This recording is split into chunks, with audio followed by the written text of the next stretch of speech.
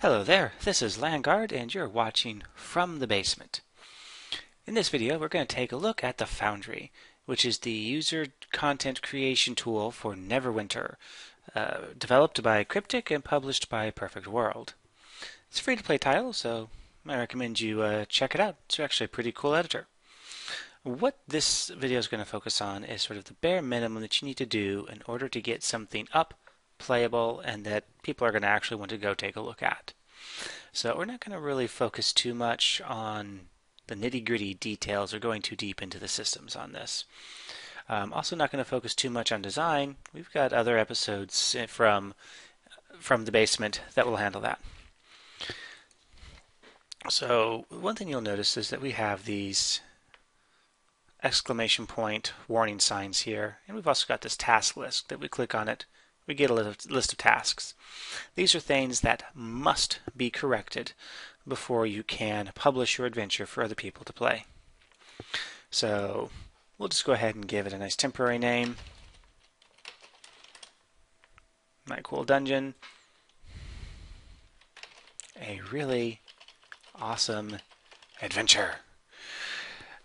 And now I put those in there as actually sort of an example of the very thing you do not want to do. Calling your work something like this is just simply not going to get you any attention. It'll actually cause people to not want to play your adventure. So you actually do need to make sure you take some time and put in a good name and description.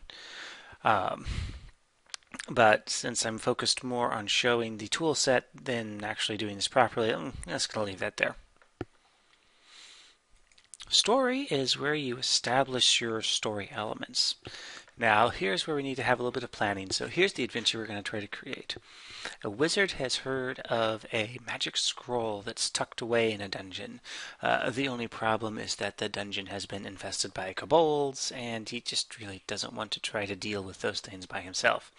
So he is hiring you, the brave adventurer, to go deal with the kobolds.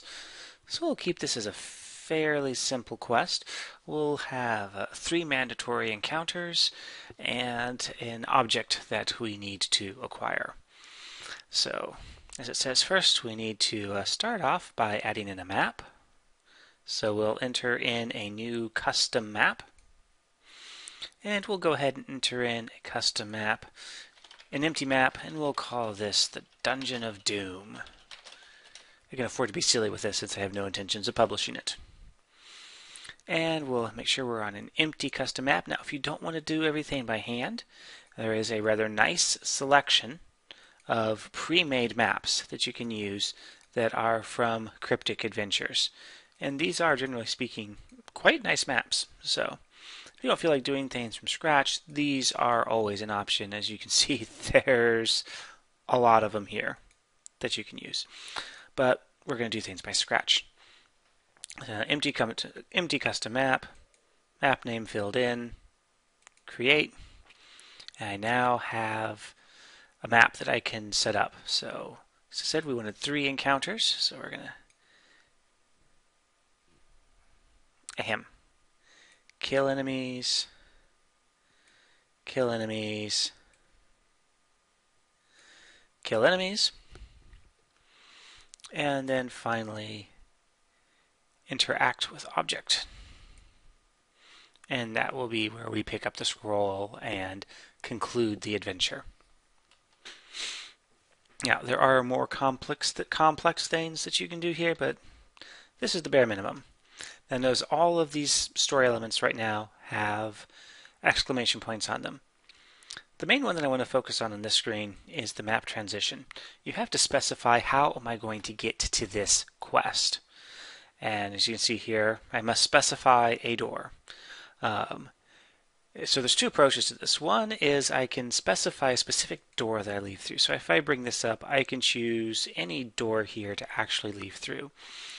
So this is really also about the only way you can level gate content. For example, the Tower District is a level 10 to 15 type area. So I wanted to make sure that no level 2s were wandering in.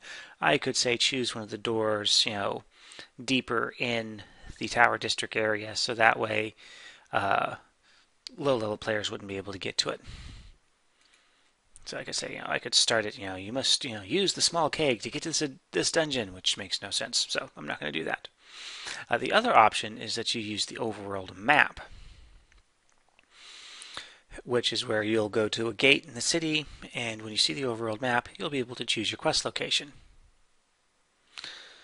Now, notice there's no way to actually set that location here. Well, that's because it's a little bit tricky to find. You have to click on this little crosshair right here. So again, close that out.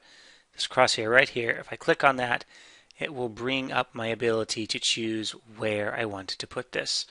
So let's see here. Let's say these are ruins, and the ruins over here in the Sword Mountains. So now when the player goes to find this quest, they'll use the city gate someplace, and this icon will show up here. Alright, first step done.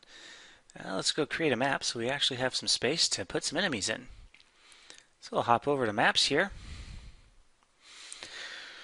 And since we chose to do a custom area, we have this nice big black space here. Now how do we navigate in this? Pretty simple. Mouse wheel will zoom you in and out. You also have this handy little slide bar here that you can use. And you can use the middle mouse wheel, click and drag to move around. And that's pretty much the only controls you need for navigating in this space. Now, we're actually putting down rooms. We need to come over here to our asset library and select the rooms button. This is going to give us all of the kit pieces that we have access to. So we're going to choose the dungeon kit piece, and you can see now that I filtered it down, I'm only seeing dungeon pieces. You can also type things in here to filter. So if I wanted to see all possible halls that I could use, I could have any selected, filter by hall, and now I see all hallways from all kits. You can mix and match. I can grab a sewer hallway and then grab a human interior. And you see that little green spot there? That shows me there's a door connection there, and I can then grab a crypt hallway, so on and so forth. It will let you combine different kits. Depending on the kits that you are combining, the doorway transitions might not look correct, so be forewarned on that. I actually don't want all of that selected, so I'm going to click on these pieces and delete them out. Filter by dungeon. I don't want just halls. Okay, so let's just create here real quick. Small dungeon. We'll start off with a small room. Oops, nope, that's not corridor. We'll put in a dungeon hallway short. Notice you can tell that a door has been cut by the green highlight. Now some pieces can cut anywhere, like these dungeon pieces, and some pieces will have little door markers that indicate where you can actually cut in. And we'll see this on another piece here in a moment. So we'll have it like that, and then we can say maybe do another little small room off to the side. Hey, this dungeon room, rotate it, put it there. Next we'll use a three-way piece here.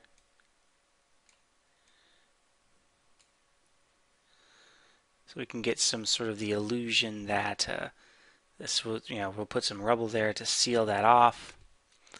And let's see here, let's use the big boss room here. Now this is the room I was talking about. See how you've got these little marks here. Here, here, here, here. Those are the only places I can put doors in. If I try and connect it right there, you see I don't have anything green showing up. I have to connect it like that in order to get the connection to work properly. Alright, and looking at this, I realize I've got a problem here. This is a really bad design. You don't want straight lines. Straight, long sight lines like this do not look good when you are playing a dungeon. So let's see here. I need to get this guy over here So I'll move it like that and like that. There. Now I don't have that perfect straight line sight. Now it's got a little bit more curve to it. And you can continue adding pieces in. This would be also a good time to mention limits. Notice over here we have budgets. You can have a max total of 50 rooms. Now, unless you're trying to create a truly massive, sprawling, epic of a map, I wouldn't actually recommend doing that. Just simply walking through 50 rooms would take a while. So you might want to hold off on that. But as you're building dungeons, you want to pay attention to this. Your first few dungeons or so probably aren't going to exceed these budgets, but you need to be aware of them. And I don't actually want you two pieces over here, so go away. All I'm doing is left clicking and hitting the delete key. And because I don't think I explicitly said it, to get these pieces into the dungeon, you left click and drag, and that will drag the pieces in. For rotating, you notice that you have got these rotate arrows here that you can click and hold and then spin the mouse around to rotate the piece.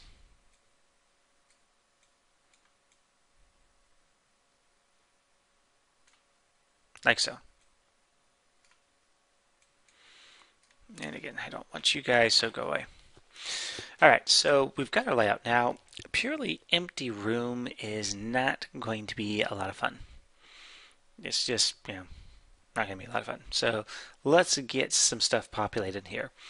Now, we could go into details, which is where all of our static mesh type stuff resides, and try to manually place this information. So I could come here to dungeon, and these are all the dungeon things that I have available, and I could try to manually place these by, say, left click dragging in and placing them.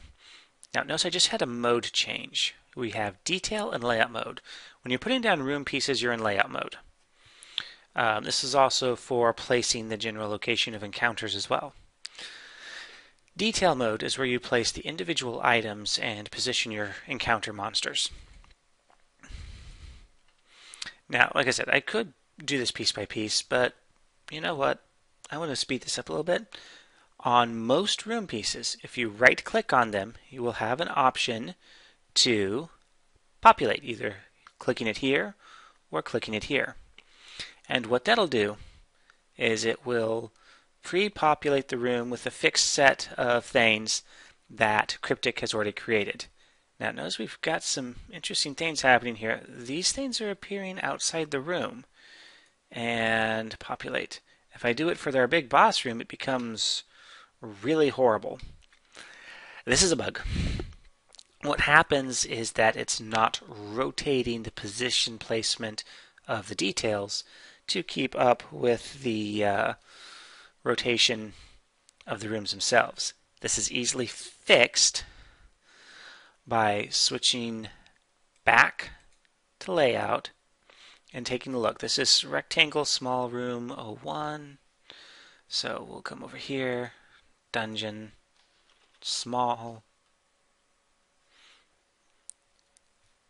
So small room 01. That does not make, rectangle small room 01. There we go. Drag this in, right click, populate, and now if I switch to detail mode, you can see that things are placed properly. And when I rotate this now, they stay placed properly. So I can come in and delete out the bad one, drag the good one in, and then I can do the same thing with this. This is the boss room. I know exactly where this one is.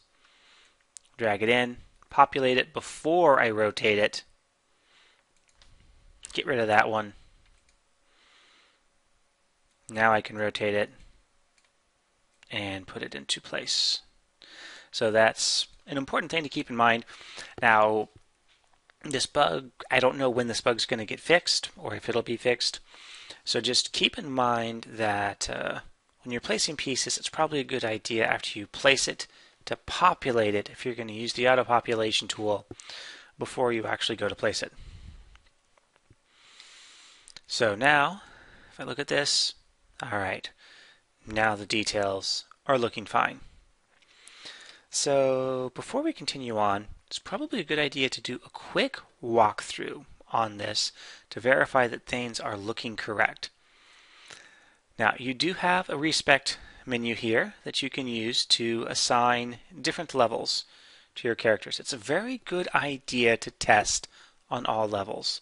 Test it as a level 1, a level 10, a 21, and 31 because the encounters change in difficulty as you go through. So we're going to do a great weapon fighter at level 31. All sorts of crazy sounds going off there, even though it really doesn't matter because we don't have any encounters in yet. And we're going to do a play map from here, all enemies in melee range. as all my sounds go just absolutely berserk.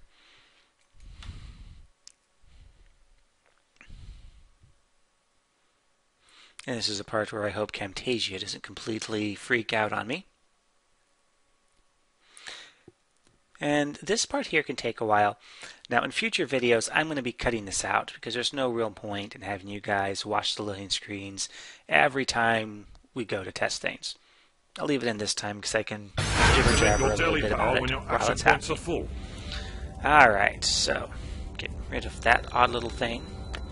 Now you're not fully in the game right now. You can't actually do things, and yeah, your character will show up naked. So let's just fix that real quick.